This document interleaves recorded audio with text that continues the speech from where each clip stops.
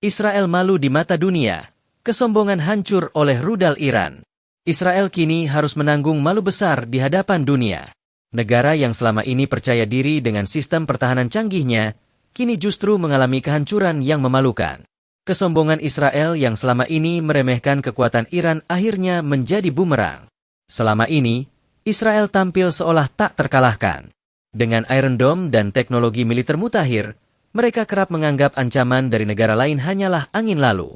Namun ketika Iran meluncurkan serangan balasan dengan rudal-rudal canggih buatan dalam negeri, semua asumsi Israel runtuh.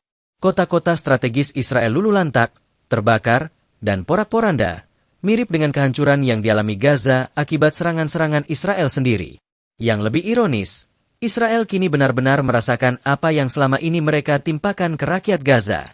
Ketakutan, trauma, dan kepanikan kini menghantui warga sipil Israel. Mereka berlarian ke tempat perlindungan, wajah-wajah cemas terpampang di media internasional. Suatu pemandangan yang sebelumnya hanya terlihat di Gaza dan wilayah Palestina.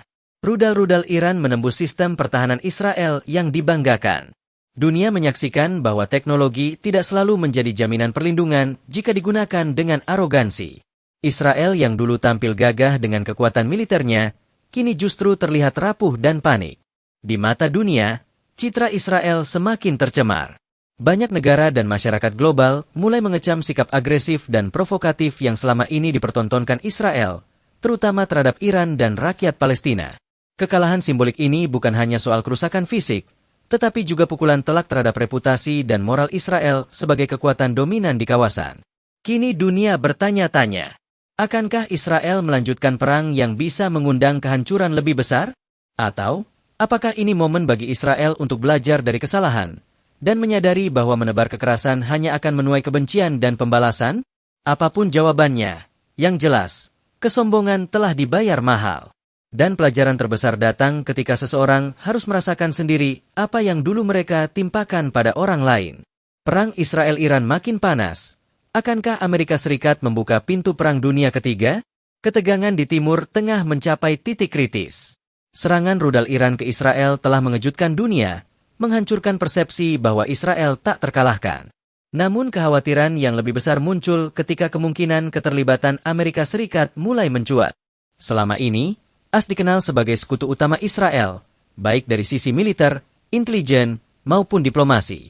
Maka, jika Israel benar-benar terdesak dan meminta bantuan langsung, keterlibatan militer Amerika bisa menjadi kenyataan. Namun, intervensi Amerika bukan tanpa konsekuensi. Jika AS turun tangan langsung menyerang Iran, maka situasi akan berubah drastis. Iran tidak berdiri sendiri. Negara itu memiliki hubungan erat dengan Rusia, China, dan Korea Utara, 3 negara besar yang juga punya ketegangan tersendiri dengan Amerika. Mereka bisa saja memutuskan untuk berpihak dan turun tangan, entah secara terbuka atau lewat dukungan militer dan persenjataan. Kondisi ini akan membawa dunia ke ambang perang skala besar lintas kawasan. Eropa bisa ikut terseret, Asia Timur bisa bergolak, dan Timur Tengah bisa jadi medan pertempuran terbuka. Sebuah perang global, yang selama ini hanya menjadi spekulasi, bisa benar-benar meletus. Dampaknya tak hanya militer. Perang seperti itu akan menghancurkan ekonomi dunia, menyebabkan lonjakan harga energi, pemutusan rantai pasok, serta bencana kemanusiaan besar-besaran. Jutaan nyawa terancam, dan jutaan lainnya akan menjadi pengungsi. Akankah ini awal dari Perang Dunia Ketiga? Secara teknis, potensi itu ada. Semua unsur sudah terbentuk, konflik regional, keterlibatan kekuatan besar dunia, dan ketegangan antar blok kekuatan global. Namun masih ada ruang untuk diplomasi, jika dunia cepat bertindak. Kita semua tidak menginginkan ini terjadi. Perang bukan solusi. Dunia membutuhkan kebijaksanaan, bukan ego. Perlu keberanian dari para pemimpin dunia untuk menghentikan ambisi militer dan mulai membangun jalan damai, sebelum semuanya terlambat.